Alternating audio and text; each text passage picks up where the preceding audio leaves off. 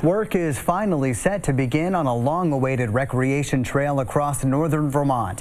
When it's complete, it will be the longest rail trail in New England. Viglienzoni shows us what it will mean for the communities it touches.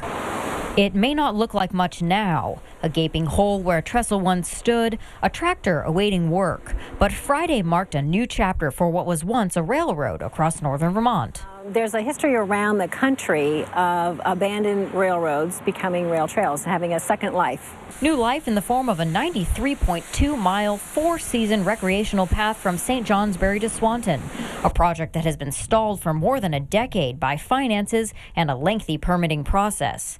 But for communities along the route, it's well worth the wait. It's going to be great. It's going to be great for recreation. It's going to be great for some economic development. People, real tourism draw. Right now, if you're on the bike path headed out of St. Johnsbury, you're stopped at these signs. But in September, they'll be gone with a bridge in their place. At this point, about 60% of the trail is open for snowmobile use now. There are the sections that are closed. It's due to either washouts or bridges that are out. Vermont Association of Snow Travelers, or VAST, says having an uninterrupted route would be a key snowmobiling draw. So they fronted much of the funding to get the $9.5 million trail rehab project started.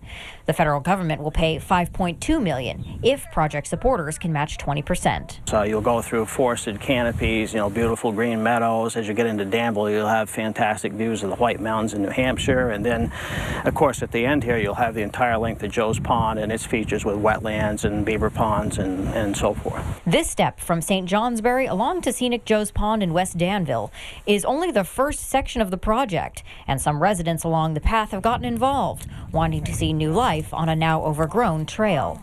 Almost unanimously, people are very excited about the trail coming through finally. They've heard about it for years, and everybody said, will it ever happen? And it's finally going to happen now.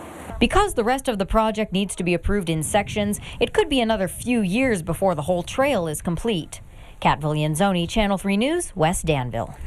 The trail will be open to most recreational activities like walking, biking, horseback riding, and snowmobiling, but since it's state-owned land, ATVs will not be allowed.